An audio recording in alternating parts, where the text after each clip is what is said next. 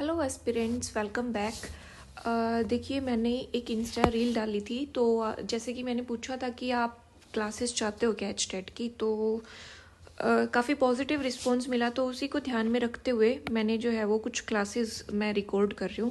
देखिए, मैंने सीडीपी की, आपको ध्यान हो तो, एक रील शेयर की थी और एक यूट्यूब पर वीडियो भी बनाई थी कि उसके अंदर मैंने बताया था कि कुछ कुछ चैप्टर्स बोल रहे थे कि भाई हाई प्रायोरिटी में जो आते हैं, तो हाई प्रायोरिटी में मैंने सबसे पहले रखा था 10 से 15 क्वेश्चंस ऐसे हैं जो थिंकिंग बेस्ड है। मतलब आपको उसमें बहुत ज़्यादा कुछ पढ़ने की ज़रूरत नहीं है, बस हल्का हल्का कुछ टर्म्स का आपको एक आइडिया भी है ना, तो आप उन क्वेश्चंस को सॉल्व कर सकते हो।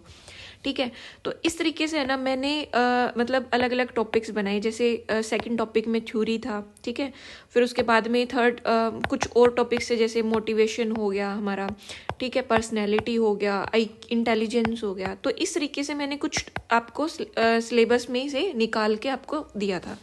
तो अब मैं जैसे एक वीडियो इस टॉपिक पे बना रही हूँ। मतलब मेरा ये मानना है कि अगर आप मेरी ये 10 क्लासेस, हार्डली 10 होंगी, मैं कोशिश करूँगी, थोड़ी लंबी हो सकती है, बट मतलब ये कि मैं 7 से 8 क्लास, हार्डली 7 से 8 क्लास में आपकी सीडीपी कराने का मतलब एक सोच रही हूँ कि भी मैं करवाऊँ। ठीक है, तो आप अगर इन क्लासेस को अच्छे से देख लेते हो, समझ लेते हो, तो आप इजीली, मेरा ये मानना है कि 27 से 28 नंबर आप इजीली ले सकते हो। देखो, एक या दो question out of the box आ जाए तो उसका कुछ कह नहीं सकते, बट 27 या 28 is a good score out of 30। ठीक है, तो बस आप बिल्कुल मन एक शांत करके, ठीक है, और इनको देखते जाओ। ये क्लास में आपको कुछ बहुत ज़्यादा नोट करने की ज़रूरत नहीं है, फिर भी आप थोड़ा थोड़ा, मैं ये पीडीएफ भी शेयर कर दूंगी, ठीक है, तो आप इसको देख सकते हो। बिना किसी देरी के हम अपना टॉपिक शुरू करते हैं। देखो, सबसे पहले जो टॉपिक्स थे उसमें से हमारा टॉपिक क्या था? Inclusive education. ठीक है, पहला टॉपिक क्या था? Inclusive education.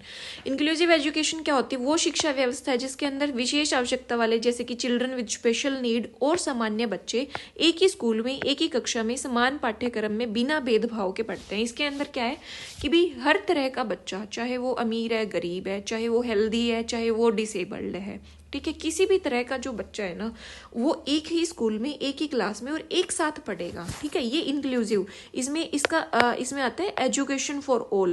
Education for all आता है इसके अंदर। ठीक है, सभी के लिए शिक्षा और एक समान शिक्षा। ठीक है, इसके अंदर मुख्य उद्देश्य की अगर हम बात करें तो इसमें समान शैक्षिक अवसर देने होते हैं, भेदभाव या किसी भी अलगाव को समाप्त करना है, सामाजिक समावेशन करना है, अलगाव को खत्म करना, और समावेशन मतलब सबको एक साथ लेके आना, इंक्लूड करना, इंक्लूजन वर्ड से ही पता चल रहा है, और व्यक्तिगत आवश्यकताओं के अनुसार शिक्षा देना और आत्मविश्वास विकसित करना। ठीक है, तो इसके अंदर सभी तरह के बच्चे आ जाएंगे। देखो, शारीरिक रूप से है या मानसिक से है, या किसी को सीखने में लर्निंग डिसेबिलिटी जैसे डिसलेक्सिया है किसी को, या किसी को देखने में या सुनने में दिक्कत है, किसी को ऑटिज्म है, या पिछड़े वर्ग के बच्चे, सभी तरह के बच्चे इसके अंदर आ जाएंगे।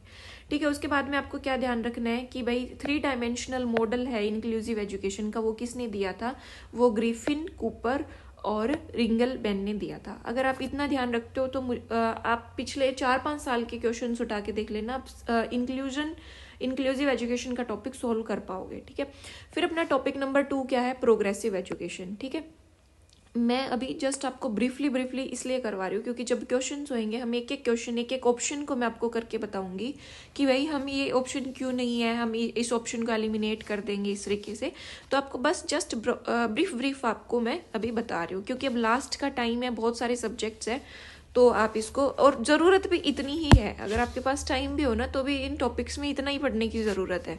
देखो, नेक्स्ट टॉपिक अपना क्या है? Progressive education. ये क्या होती है? वह शिक्षा दर्शन है इसके अंदर क्या है? शिक्षा को जीवन से जोड़कर बच्चे को सक्रिय, स्वतंत्र व अनुभव से सीखने वाला माना जाता है। ये चाइल्ड सेंटर्ड एजुकेशन के ऊपर बेस्ड है।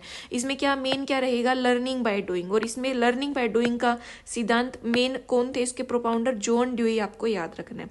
प्रोग्रेसिव एजुकेशन का मेन उद्देश्य क्या है कि बच्चे का समग्र विकास हो, लोकतांत्रिक मूल्यों का विकास हो। ठीक है, उसके अलावा शिक्षा को जीवनों उपयोगी बनाना। इसके प्रिंसिपल्स ये आपने ध्यान रखने हैं कि किस बेस क्या है प्रोग्रेसिव एजुकेशन का। इसके अंदर क्या रहेगा कि चाइल्ड सेंटर्ड अप्रोच रहेगी मेन, बच्चे को करके लर्न, वो कर करके सीखे, इस तरीके की हमें अप्रोच रखनी है। एजुकेशन इज लाइफ, लाइफ में एजुकेशन लेके आना, एक्सपीरियंस बेस्ड लर्निंग करना, सोशल इंटरेक्शन से सीखना, और फ्रीडम, और ये सब इसमें वैल्यूज आ जाएगी। ठीक है, उसके बाद में हम अगर ट्रेडिशनल और प्रोग्रेसिव एजुकेशन में, अब आप इसमें डिफरेंस समझ पाओगे कि भाई क्या है। देखो, ट्रेडिशनल जो अपनी एजुकेशन थी वो चिल्ड्रन सेंटर्ड थी और प्रोग्रेसिव चाइल्ड सेंटर्ड है। रोट लर्निंग मतलब रट्टा मारना, ट्रेडिशनल ऐसी थी, लेकिन इसमें बच्चे को कर करके सिखाना। इसमें फिक्स्ड करिकुलम था लेकिन इसमें फ्लेक्सिबल है। ये बिल्कुल बुकिश टाइप की थी लेकिन ये एक्सपीरियंस बेस्ड है, ठीक है। और इसमें रिजिड डिसिप्लिन है, इसमें सेल्फ डिसिप्लिन की बात करता है। तो हमारे 2 टॉपिक्स कंप्लीट होते हैं। उसके बाद में आता है इंडिविजुअल डिफरेंस। इंडिविजुअल डिफरेंस का क्या मतलब है कि इसके अंदर प्रत्येक व्यक्ति ना शारीरिक, मानसिक, भावनात्मक, सामाजिक, बौद्धिक हर तरीके से एक दूसरे से अलग अलग है, भिन्न है। No two individuals are exactly like. जैसे अलग अलग फिजिकल, कोई हाइट में कम है, वजन किसी का, इंटेलेक्चुअल IQ सबकी अलग अलग है। इमोशनल डिफरेंस होता है, भावनाओं पे नियंत्रण, कोई अच्छा स्ट्रोंग हो इमोशनली, कोई नहीं है।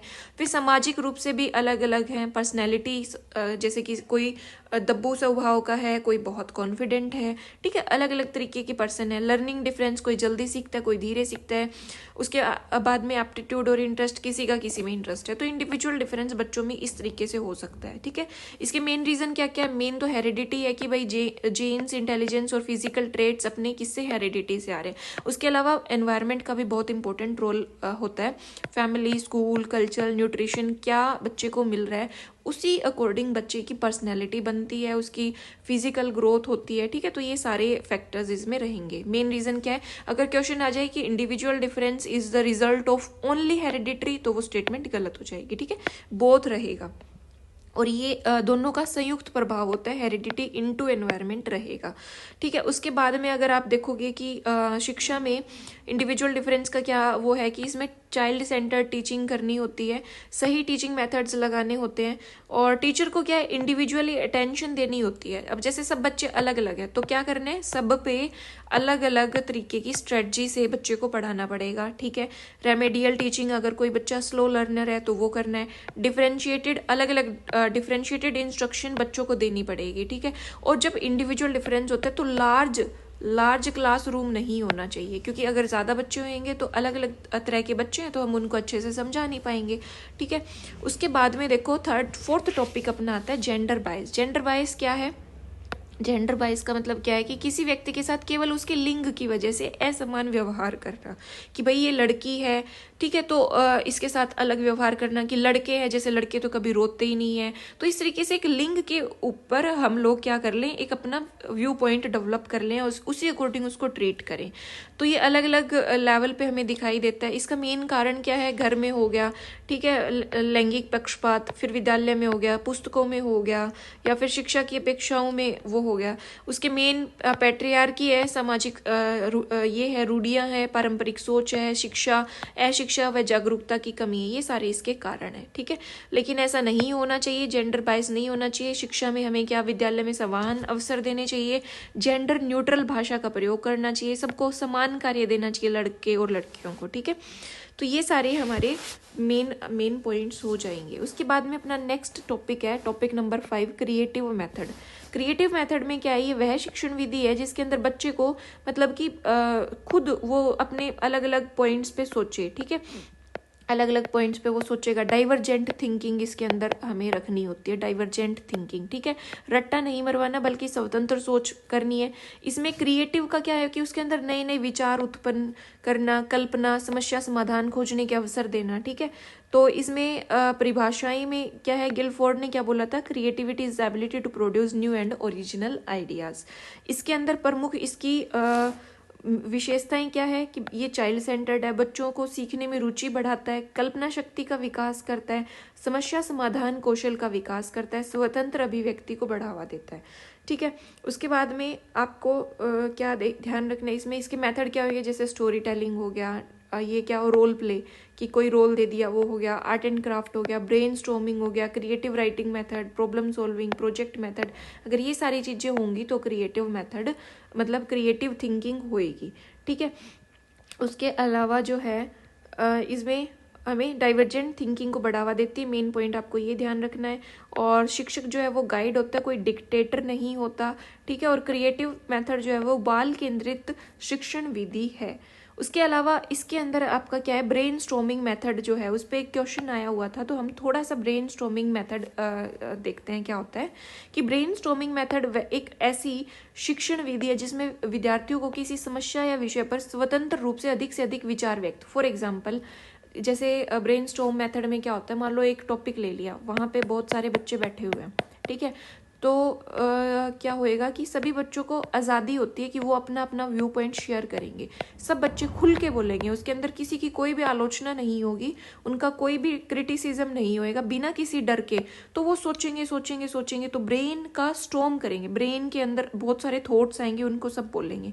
तो यह विधि क्या है, डाइवर्जेंट थिंकिंग, इस तरीके से डाइवर्जेंट थिंकिंग को वो करती है, प्रमोट करती है। कल्पना शक्ति, बच्चा इमेजिन करेगा, अच्छा अगर ऐसा हो जाए तो कैसा होगा, ये हो तो कैसा होगा, और क्रिएटिव थिंकिंग को भी बढ़ावा देती है, और ये बहुत अच्छा मेथड होता है बच्चों को क्रिएटिव थिंकिंग को प्रमोट करने का, ठीक है। उसके बाद में एक टॉपिक था, 6th टॉपिक अपना है चाइल्ड सेंटर्ड एजुकेशन, ठीक है, चाइल्ड सेंटर्ड एजुकेशन। इसका क्या मतलब है, शब्द से ही पता चल रहा है कि भाई फोकस कौन होना चाहिए, चाइल्ड होना चाहिए। यह वह शिक्षा प्रणाली जिसमें बच्चे की रुचि, आवश्यकता, क्षमता, गति को शिक्षण का केंद्र बनाया जाता है, ठीक है। और इसमें शिक्षक की भूमिका कैसी होगी, मार्गदर्शक की होगी, ना कि कोई वो डिक्टेटर नहीं बनेगा, ठीक है। इसमें बच्चा सक्रिय शिक्षार्थी होता है, एक्टिव होता है इसके अंदर स्टूडेंट।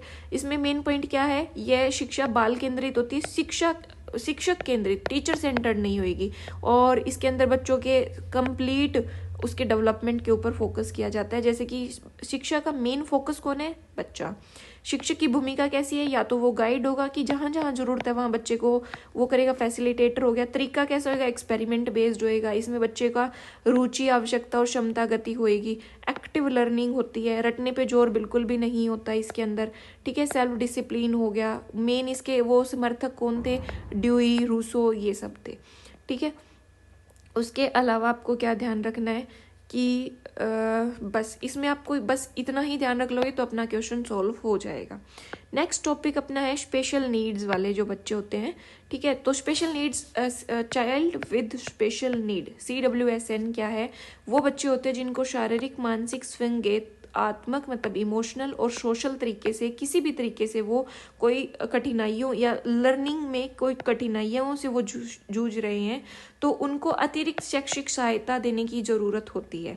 अब जैसे कि विजुअल इम्पेयरमेंट हो सकती है, बच्चे को दिख नहीं रहा या उनको सुन नहीं रहा, या फिर वो लोकोमोटर मतलब शारीरिक विकलांगता है, लाइक कोई चल नहीं सकता ठीक से, या फिर बौद्धिक क्षमता है मतलब वो लर्नने में उसको प्रॉब्लम है। फिर कुछ डिसेबिलिटी होती है, जैसे ये आपको बिल्कुल याद रखनी है।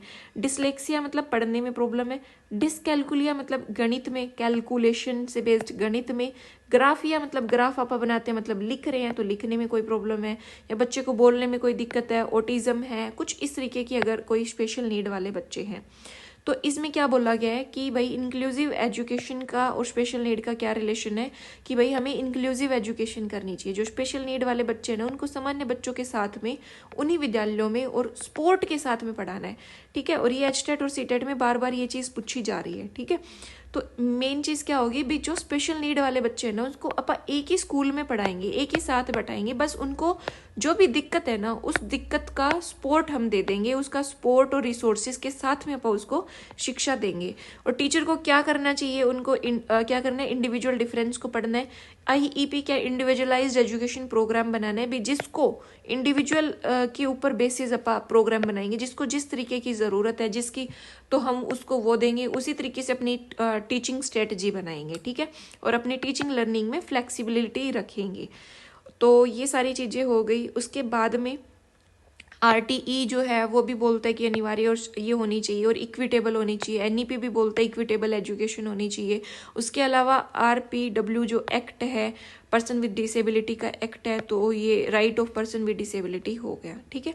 उसके बाद में गुड मेंटल हेल्थ, कैसे बच्चों का गुड मेंटल हेल्थ हो सकता है, इसके ऊपर भी क्वेश्चन आया हुआ था, ठीक है। तो हम देखते हैं गुड मेंटल हेल्थ क्या अर्थ क्या है, कि वह व्यक्ति की वह स्थिति जिसमें वह अपनी भावनाओं को समझ सके, तनाव से निपट सके। अच्छा मतलब मेंटल हेल्थ में हम कि भाई अच्छे से भावनाएं समझ रहा है, तनाव से निपट रहा है, सकारात्मक संबंध बना रहा है सभी के साथ में, और समाज में प्रभावी ढंग से कार्य कर रहा है, ठीक है। गुड मेंटल इमोशनल स्टेबिलिटी होगी, सेल्फ कॉन्फिडेंस होगा, सेल्फ कंट्रोल है, पॉजिटिव एटीट्यूड है, एडजस्टमेंट है, रियलिस्टिक थिंकिंग है और सोशल कोऑपरेशन है। और इसको इफेक्ट कौन कौन करता है कि अपना परिवार में कैसा माहौल है, विद्यालय में कैसा है, अच्छा हम कैसा खाना पीना कर रहे हैं, उसका भी मेंटल हेल्थ पे इफेक्ट पड़ता है। ठीक है, तनाव या प्रेशर अपने पे कितना है, शिक्षक का व्यवहार कैसा है, ये सारी चीज़ें हमारे मेंटल हेल्थ को इम्प्रूव या डिस्टर्ब कर सकती है।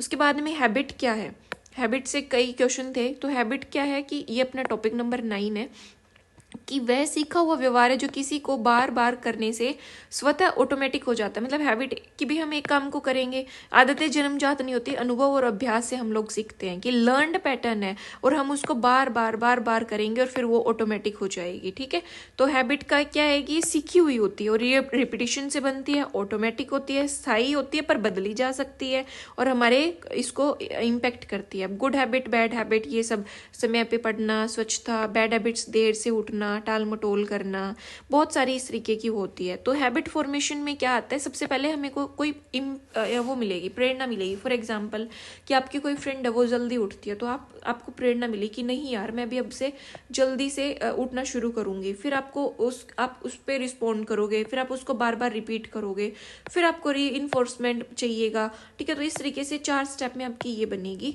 ठीक है, उसके अलावा टीचर ये आप एक बार रीड कर सकते हो, बट कोई बात नहीं, थोड़ा बहुत इतना ही आप देख लो। बस इतना ध्यान रख लो कि हैबिट जो वो जन्मजात नहीं होती, रिपीटिशन आदत की कुंजी है, रीइंफोर्समेंट आदत को मजबूत करती है और हैबिट्स चेंज करी जा सकती है, जो कि बहुत क्वाइट बेसिक चीज़ है।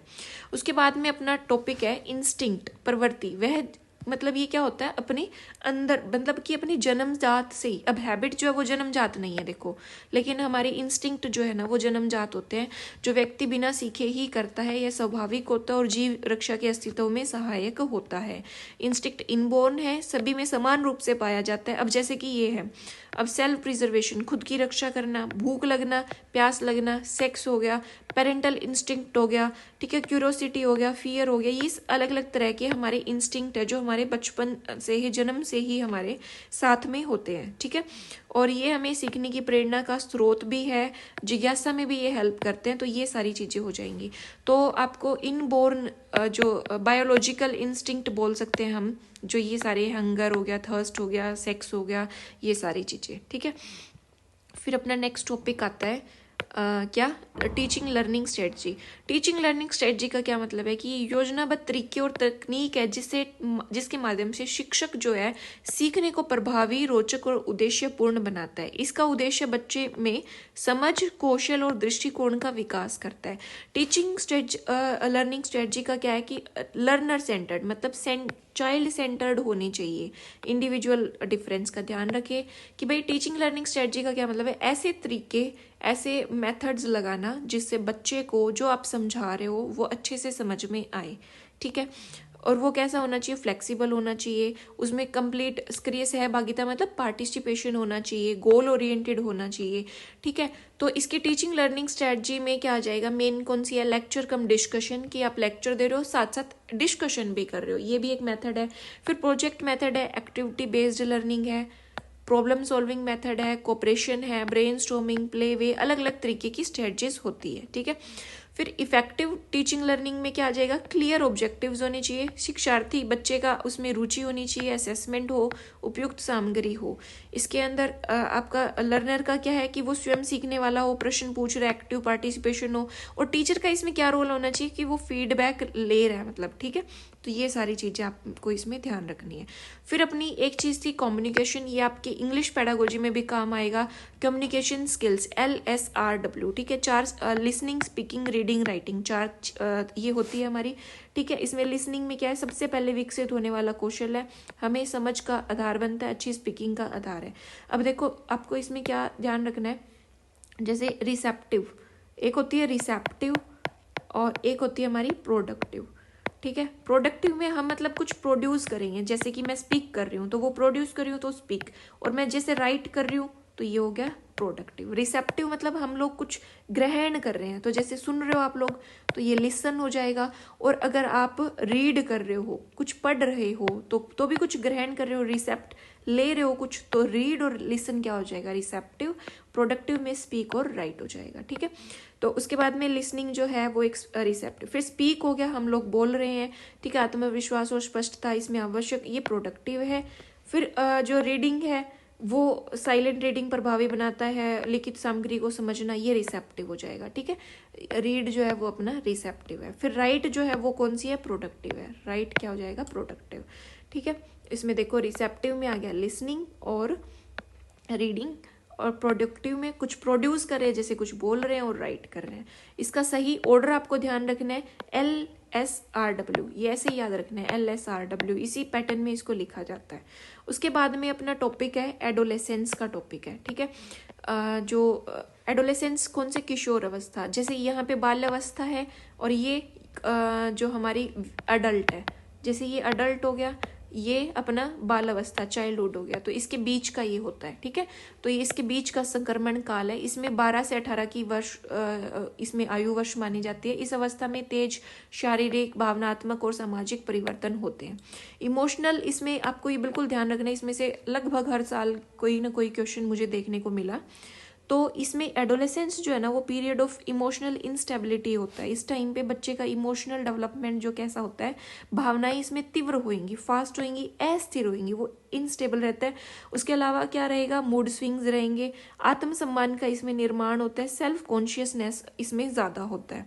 उसके बाद में सोशल डेवलपमेंट की अगर हम बात करें तो पीयर ग्रुप, ये प्रीवियस ईयर में मैंने ये पॉइंट देखा था कि पीयर ग्रुप जो अपने फ्रेंड्स का इसमें क्या है, प्रभाव ज़्यादा हो जाता है। माता पिता से भावनात्मक दूरी होती है और बच्चे का पेरेंट्स के साथ में एक मतलब क्या बोले हम, आपस में खींचातानी भी शुरू हो जाती है, ठीक है। उसके अलावा जो है विपरीत लिंग के प्रति आकर्षण होता है, सोशल अप्रूवल की चाह होती है, ठीक है। तो पीयर ग्रुप जो है, मेन पॉइंट आपको क्या ध्यान रखना है ये, और उसके अलावा विपरीत लिंग के प्रति आकर्षण और माता पिता से भावनात्मक दूरी, ये 3 पॉइंट आप ध्यान रखेंगे। इसके अंदर क्या है, आइडेंटिटी क्राइसिस होता है, एडोलेसेंट को लगता है कि मैं कौन हूँ, काफ़ी सारी उसके अंदर वो रहती है, इमोशनल सेंसिटिव रहता है वो, ठीक है, आइडियलिज्म में रहता है, ठीक है, वो इंडिपेंडेंट रहना चाहता है, ठीक है। उसके अलावा फीचर्स की क्या बात करें, फिजिकल ग्रोथ यहाँ पे बहुत ज़्यादा हो जाती है, जल्दी हो जाती है फिजिकल ग्रोथ, ठीक है। और सोशल रोल में कंफ्यूज रहता है, इमोशनली अप डाउन, ये सब चीज़ें रहती है, ठीक है। उसके अलावा अगर हम बात करें तो अपना फिर नेक्स्ट टॉपिक आ जाता है क्या, ग्रोथ एंड डेवलपमेंट में डिफरेंस। ये तो आपका फ्री का ही नंबर है, बिल्कुल ही फ्री का नंबर है कि ग्रोथ जो है वो क्या है, मात्रात्मक है, ठीक है। शरीर में क्वांटिटेटिव परिवर्तन, ग्रोथ क्या है कि हमारी बॉडी जैसे हाइट बढ़ रही है, हमारा वेट बढ़ रहा है, ठीक है, इसको आप मेजर कर सकते हैं, ये क्वांटिटेटिव है, और ये इसको आप क्या बोलते हैं, मैं ये चेंज करती हूँ, ये स्ट्रक्चरल है, स्ट्रक्चरल, ठीक है। ग्रोथ और डेवलपमेंट क्या है, स्ट्रक्चरल प्लस में फंक्शनल। इसमें क्या रहेगा हमारा, गुणात्मक, क्वालिटी के ऊपर, जैसे कि शारीरिक, मानसिक, सामाजिक, भावनात्मक, हर तरीके से जब बच्चा डेवलप होएगा ना तो वो डेवलपमेंट है। लेकिन अगर सिर्फ वो उसकी हाइट वाइट बढ़ रही है, ठीक है, उसका वेट बढ़ रहा है, ठीक है, तो वो क्या है, उसकी ग्रोथ है। मतलब ये नैरो टर्म है और ये ब्रॉड टर्म है, मतलब ये छोटा कंसेप्ट है, ये बड़ा कंसेप्ट है, ठीक है। अब देखो ये क्वांटिटेटिव है ग्रोथ, ये क्वालिटेटिव है, ये सिर्फ फिजिकल चेंज की बात करता है, ये सारे कंप्लीट की बात करता है। ये मेजर कर सकते हैं हम, इसको मेजर नहीं कर सकते। ये एक हाइट तक, अब देखो अपनी हाइट 18, 19, 20, 25 तक, हार्डली 25 तक बढ़ती है, लेकिन डेवलपमेंट आजीवन चलता है। मतलब हम समाज से कुछ सीखते रहते हैं, तो सामाजिक विकास हो गया, हम इमोशनली, भावनात्मक रूप से भी कुछ ना कुछ सीखते रहते हैं, ठीक है। तो ये मानसिक विकास भी हमारा होता ही रहता है, ठीक है। तो ये डेवलपमेंट है, ये लाइफ टाइम तक चलता है। उसके अलावा ग्रोथ जो है वो डेवलपमेंट, अगर मैं बोलूँ ये डेवलपमेंट है तो ये क्या है, ग्रोथ है, ये इसी का एक छोटा भाग है। डेवलपमेंट ग्रोथ से ज़्यादा व्यापक है, ये ज़्यादा बड़ी है, ये छोटी है। ग्रोथ रुक जाती है, एक लेवल पे रुक जाएगी, ये चलती रहेगी, ये निरंतर चलती रहती है। ग्रोथ बाहरी है, डेवलपमेंट आंतरिक है। अब आपको क्या इसके प्रिंसिपल्स ध्यान रखने, वेरी वेरी इंपॉर्टेंट। जो देखो, जो सेफालोकोडल प्रिंसिपल है वो हेड टू टो चलता है, और प्रोक्सीमोडिस्टल जो है वो सेंटर से एक्सट्रीमिटी, मतलब सेंटर से इस तरफ ऐसे जाएगा, ये क्या है, प्रोक्सी। बिल्कुल ध्यान रखना है, बहुत बहुत बार रिपीट होता है। सेफा का मतलब ही हेड होता है और कोडल का मतलब ही टो होता है, ठीक है। तो ये आपने बिल्कुल दोनों ध्यान रखने हैं। उसके अलावा जनरल से स्पेसिफिक, पहले वो सामान्य चीज़ें करना सीखता है और फिर बिल्कुल बारीकियों में जाता है, ठीक है। और इंडिविजुअल डिफरेंस रहता है, हर बच्चा अलग है तो उसकी ग्रोथ अलग अलग तरीके से होगी। और जो ग्रोथ डेवलपमेंट जो है, सॉरी, ठीक है, तो डेवलपमेंट एक निरंतर प्रक्रिया है, ठीक है, यहाँ पे प्रिंसिपल ऑफ डेवलपमेंट आएगा, ये सारे प्रिंसिपल ऑफ डेवलपमेंट है। उसके अलावा इसको हम हल्का सा प्रेडिक्ट भी कर सकते हैं। उसके अलावा आपको क्या ध्यान रखना है कि इसको डेवलपमेंट को इम्पेक्ट करने वाले कौन से फैक्टर है, हेरिडिटी। आप देखोगे कि development is equal to heredity into में एनवायरमेंट है, मतलब वंशानुक्रम हमारे पेरेंट्स से हमें क्या मिला है और एनवायरमेंट, दोनों का इक्वल पार्टिसिपेशन होता है, दोनों का इक्वल रोल प्ले करते हैं डेवलपमेंट में। उसके अलावा न्यूट्रिशन, हेल्थ, एक्सरसाइज, फैमिली, ये सारे फैक्टर्स जो है वो इम्पेक्ट करते हैं। फिर इसके जो मेन डोमेन्स कौन से होते हैं, PCES, फिजिकल, कॉग्निटिव, इमोशनल और सोशल, ये डेवलपमेंट के मेन डोमेन्स होते हैं और ये सारे आपस में इंटर रिलेटेड होते हैं। P से फिजिकल, बॉडी में डेवलपमेंट होना, C से कॉग्निटिव मतलब अपना माइंड डेवलप होना, E से इमोशनल और S से सोशल, सामाजिक रूप से डेवलपमेंट होना। स्टेजेस इसमें जैसे पहले इन्फेंसी का है, अर्ली चाइल्डहुड है, फिर लेट चाइल्डहुड और फिर एडोलेसेंस आ जाती है और फिर ये हो जाता है, ठीक है, तो ये आपने ध्यान रखना है। उसके अलावा growth and development are same नहीं, ग्रोथ जो है वो इसका पार्ट होता है और डेवलपमेंट जो है वो डायरेक्टली मेजर नहीं की जा सकती, ठीक है। तो ये आपके टॉपिक्स, मतलब सारे मैंने जो है वो टॉपिक्स आपके मैंने अभी सारे करवा दिए, बेसिक से हमने पढ़ लिया। अब इन्हीं कंसेप्ट के ऊपर, इन्हीं कंसेप्ट बेस्ड जो है ना मैंने क्वेश्चंस फाइंड आउट करे हैं, प्रीवियस ईयर क्वेश्चंस, ठीक है, तो अब हम उनको सोल्व करेंगे, ठीक है। मैं जस्ट एक आपको, जैसे ये लेवल 3 का और 2024 का लेटेस्ट पेपर है, लेटेस्ट क्वेश्चंस है, ठीक है, तो ये मैंने बिल्कुल आपके इस तरीके से वो सॉल्व कर दिया, मेन पॉइंट्स इसमें लिख दिए। तो ये हम जो है हमारी वीडियो के इसी के पार्ट 2 में देखेंगे, ठीक है, पार्ट 2 में। आई होप आपको समझ आया होगा। अगर कोई क्वेरी है तो आप कमेंट सेक्शन में लिख सकते हो, ठीक है। Thank you very much.